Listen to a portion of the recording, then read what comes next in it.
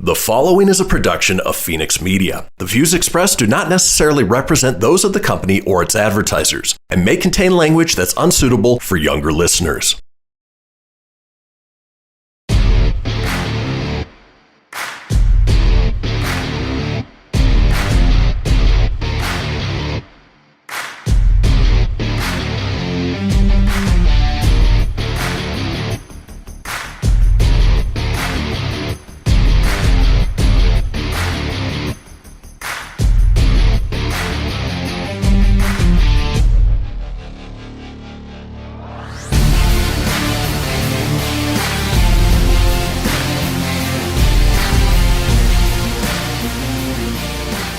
Welcome back, everybody, to You Bet Your Ass, a Patreon-exclusive podcast where we cover the week's biggest sports bets. Of course, we're broadcasting live from the National Automobile Museum in downtown Reno.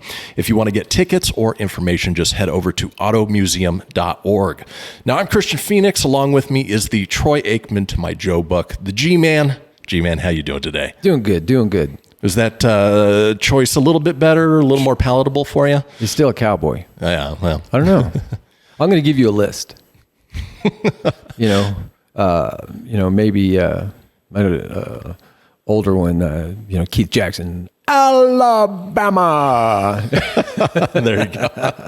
I picked Joe Buck because obviously he wasn't doing football this week because he was doing World Series, and I'm convinced that his replacement, they only brought him in because his first name's Joe, and they didn't have to memorize another first name when talking to him. Yeah, and Buck rhymes with. Moving on.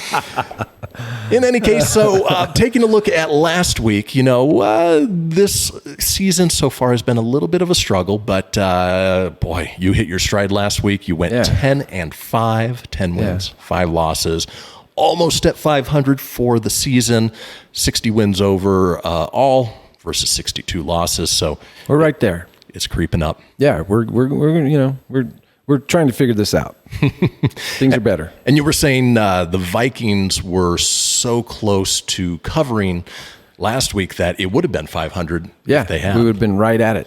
So the last 2 weeks, have been over 500 both weeks. So hopefully we'll keep this trend moving upward. Exactly. And of course, we do the $2 tally every week. So if you place $2 bets on each game that we put out there, right now, being that we're just under 500, your net loss would be $10.60. So not much at all. Yeah. And if you had only done last week, I did the math real quick before the show, you would be up about $20 total. On $2 bets? On $2 bets. Yeah. Just from last 10 week's times games. your money. Yeah. Wow. Pretty good. Why not? That wasn't bad. Yeah.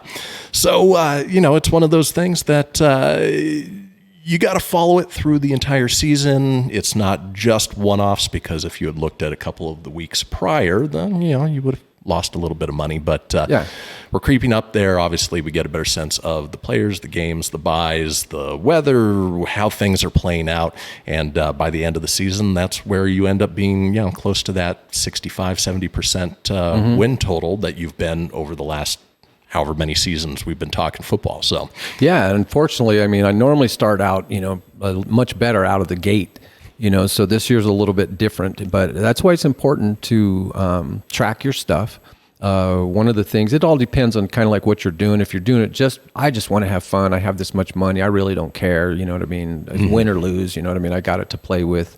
But if you're wanting to win, you need to keep track of this stuff. And it starts with, what is your bankroll? Right. So if it's $500, 5,000, whatever, I take 20% of what that bankroll is. So in the case of $500, so $100 is what I have to bet with. Divide that by 16 games, and then you know what each one of your bets are. Yeah. And then you're never risking more than 20% of your overall bankroll.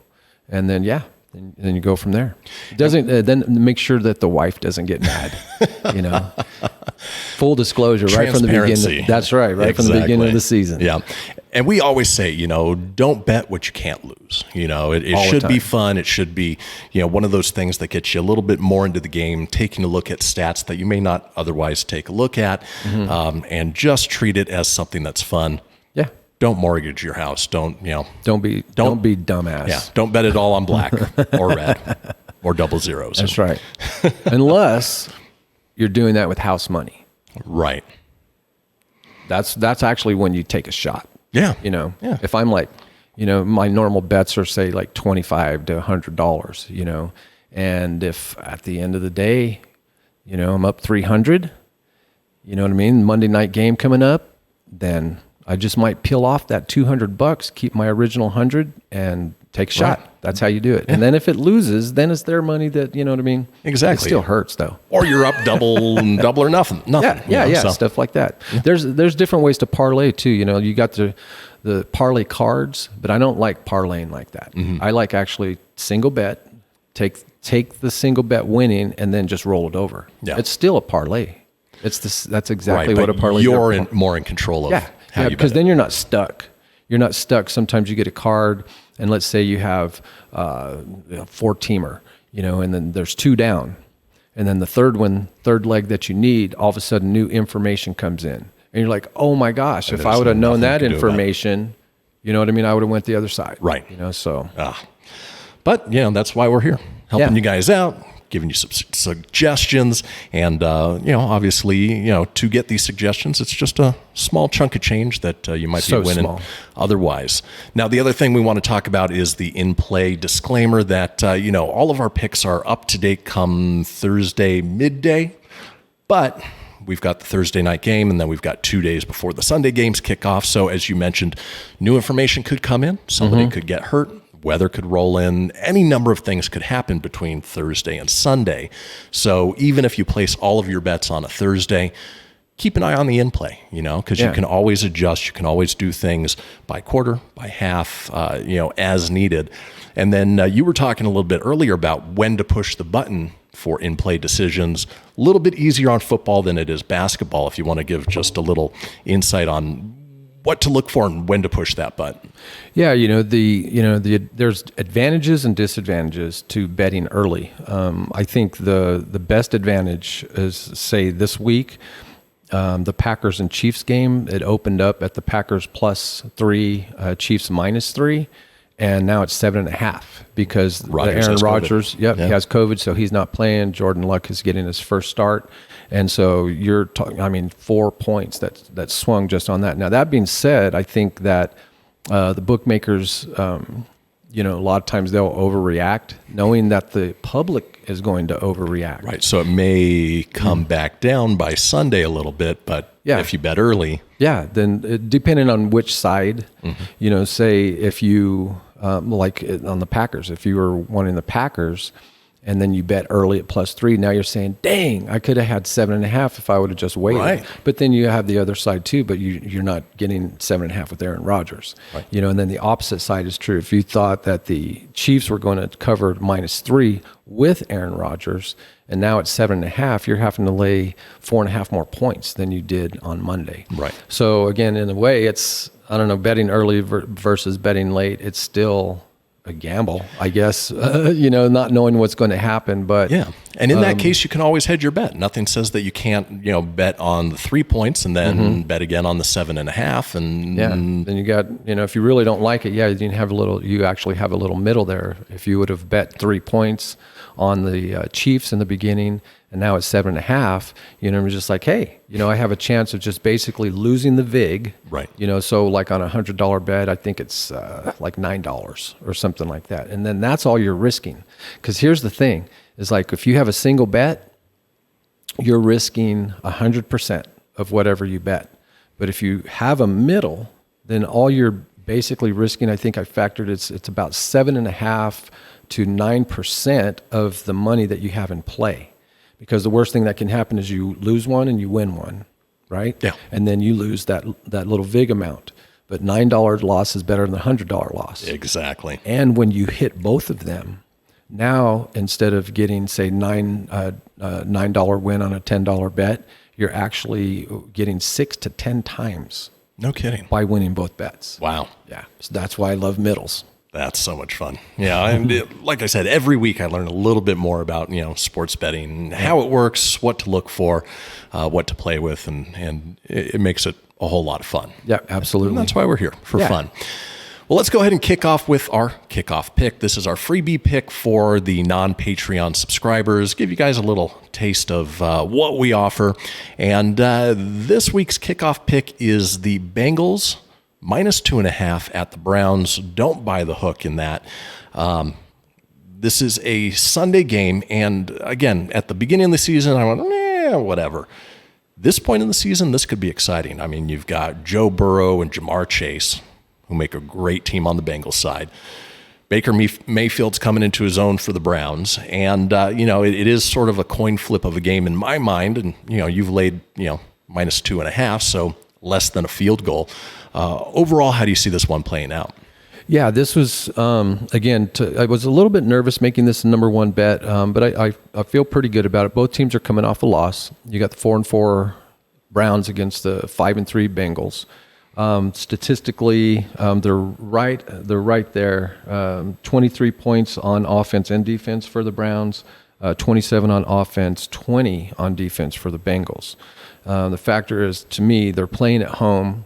The eye test, they got Nick Chubb back last week. That's right. They were at, say, quote, full, offensive lineup with Baker Mayfield. You have Landry, Odell Beckham, Nick Chubb, and they still couldn't handle the Pittsburgh Steelers. Right. Albeit on the road, divisional contest. We talked about the point spread, Steelers being 26-10 against, divisional opponents. The Browns were on the opposite side of that spectrum.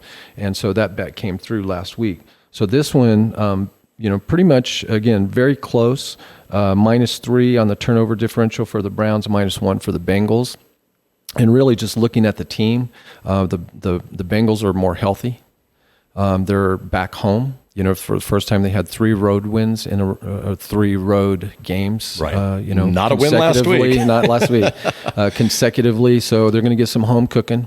They're back home, divisional game. They're going to be up for this. And I think the triplets that they have, with Mixon, Burrows, and Chase, that receiver, man, he set a record. No rookie receiver has had 7 touchdowns. At this point, he's like number one through 8 games. No kidding. Yeah, wow. Yeah. So he's just killing it. The Browns, I think, like I said, they're obviously not as healthy, as the Bengals, and getting just to win by a field goal. That's typically how these games, divisional games in the AFC North, kind of come out. It's kind of the old thing, the black and blue division, that whole thing. It still hangs with them. So now, as far as the hook, I have a no on there at 2.5. But if that gets to 3, then I would buy the hook to get it back down to 2.5. So if they win by a field goal, you have a winner instead of a push. Right.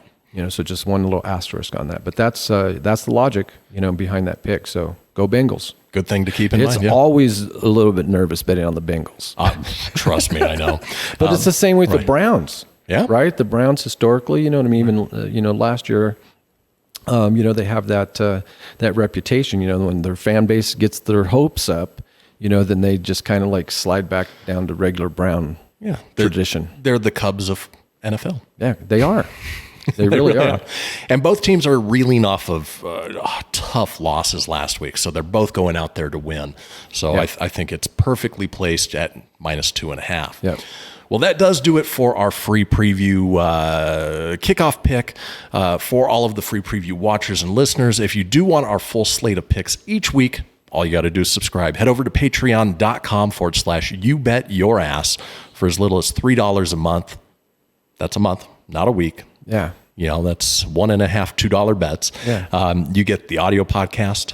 The $5 is the video podcast. And then the $10 is the all-inclusive audio, video, bonus bets, and then some fantasy insights that I give each week as far as if you're playing fantasy in a league or if you're doing FanDuel, DraftKings, whatever it may be. Yeah. And,